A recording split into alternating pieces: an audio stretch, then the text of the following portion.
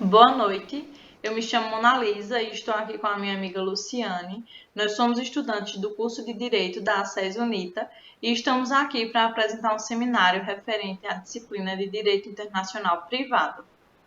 O tema abordado será Direito Internacional Privado na Idade Média.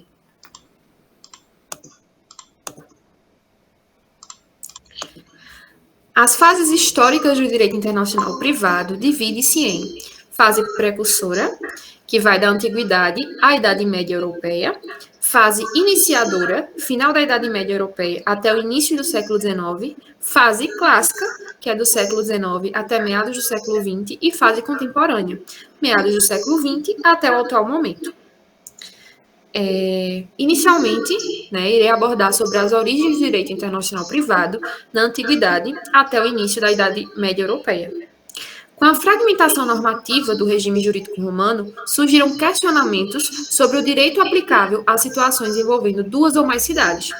Neste momento, a solução tradicional para a regência de todos os fatos sociais era o uso da regra local, no qual se encontrava o intérprete e a chamada lex fori. Dessa forma, não se aplicava uma regra estrangeira, porque o regime feudal possuía uma forte expressão terrorista, e no início do século XI houve o renascimento comercial, com diversos locais criando regras próprias, especialmente na Itália.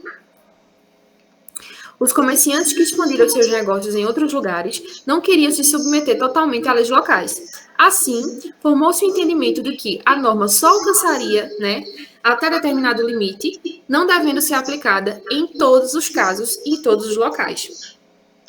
Depois desse período, iniciou-se a fase iniciadora, que aconteceu no curso da Idade Média. Foi quando o texto do direito romano codificado foi redescoberto, sendo utilizado o termo corpus juris civili. Nessa época, havia uma sociedade mercantil nascente, que necessitava da segurança jurídica ofertada por uma codificação jurídica complexa e já testada para que ajudasse seus negócios. Nos séculos XIV e XV, o crescente comércio e a fragmentação prática do Império Romano-Germânico incentivaram os juristas a buscar adaptar o Código Justiniano por comentários influenciados por normas locais, mas desvinculados da glosa. O estudo do conflito entre os estatutos foi instituído pelos glosadores a partir do reconhecimento dos limites territoriais de cada lei. Essa conclusão interessava aos comerciantes e assim teriam segurança em transpor os limites da sua região para transacionar em outra. Nesse período, surgiram diversas escolas de estudiosos na interpretação dos estatutos, que visavam contrariar a unidade forçada pretendida pelo Império sem gerar insegurança jurídica aos comerciantes, o que resultou em discussão dos limites espaciais de cada direito local, gerando assim as chamadas teorias estatutárias. Há diversas diferenças entre os autores da época, porém suas ideias possuem um método comum.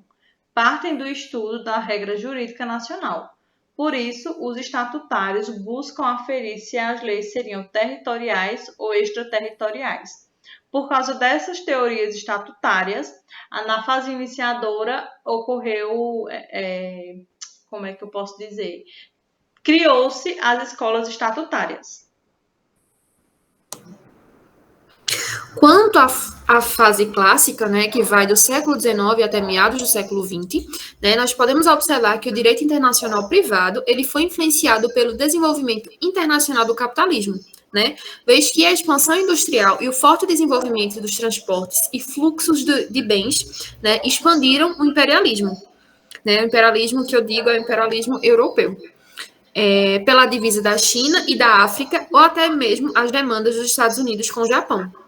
Fizeram com que o foco central ainda permanecesse na Europa, sendo dependentes e até mesmo alvos da América Latina. Um marco importante para essa fase foi a Revolução Francesa, reforçando o conceito de nacionalidade que futuramente trouxe para a Itália e a Alemanha, do século XIX, grandes influências. O Congresso de Viena, ele encerrou a era napoleônica, né, dando um grande impulso para o direito internacional, uma vez que apontou para a direção da internacionalidade. Além disso, né, foi durante o século XIX que surgiu o direito internacional moderno, trazendo consigo, né, proibições de curso, criando os primeiros organismos internacionais em busca de regulamentar os assuntos transnacionais, né, além da proclamação da doutrina de Monroe e a primeira Convenção de Genebra. Salienta-se ainda que em 1885, a Grande Conferência de Berlim, que organizou o neoimperialismo europeu na África. É importante a gente destacar ainda, né, dois grandes marcos, né, dessa era clássica, sendo eles a criação do Código Prussiano de 1794 e o Código Civil Francês de 1804, né, que incorporou vários dispositivos típicos, né, do direito internacional privado, com a lei do domicílio, para reger a capacidade e personalidade, a lei da regência dos bens móveis e imóveis, entre outros códigos que trouxeram consigo o exemplo do Código Prussiano de 1794. Ainda, né? É bom ressaltar que foi durante a Convenção de Viena que o direito dos tratados internacionais foram abordados, além das convenções sobre o direito do mar e proliferação dos tratados, nascidos das necessidades de acompanhar cada vez mais o intenso intercâmbio internacional no mundo e consolidado com a criação da Sociedade das Nações e, posteriormente, com a organização, né, das Nações Unidas, a chamada ONU. A fase contemporânea iniciou no século XX e o seu grande marco foi a Convenção Pan-Americana, que instituiu o Código Bustamante, que inclusive ainda é muito utilizado na América. Porém, o Código Bustamante não foi bem visto pelos doutrinadores da época, já que o direito penal e o direito civil que era abordado se tratava de todos os fatos transnacionais, sendo privados e públicos. E isso já não era bem visto nos séculos passados, pois anteriormente havia uma divisão entre o privado e o público. Nesse período, houve a Convenção de Haia, que foi uma das mais esperadas. Nela foram aprovadas e entraram em vigor 5 convenções de direito de família e uma convenção sobre processo civil.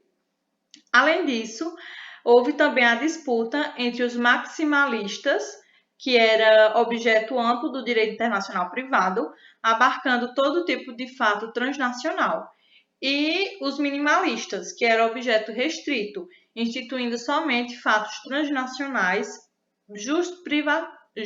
privatistas. Essa disputa ocorreu no século XX, tanto na doutrina quanto nas codificações nacionais e internacionais.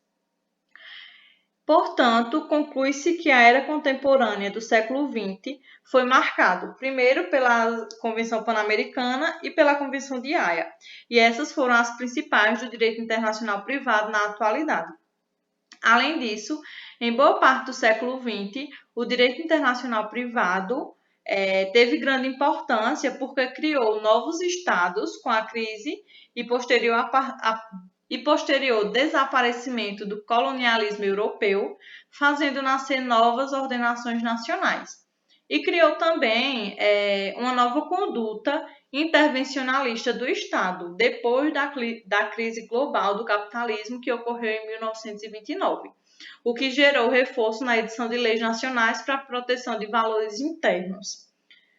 Sendo assim, foi nas últimas décadas do século XX que ficou evidente que a temática do direito internacional privado passou a ser os concursos de leis e jurisdição, bem como as cooperações jurídicas internacionais. Agora eu estou mostrando aí para vocês no slide as nossas referências, né, as referências que a gente usou, e encerro aqui a nossa apresentação. Quer falar alguma coisa, Lu? Não, espero que tenham gostado, né? E até a próxima.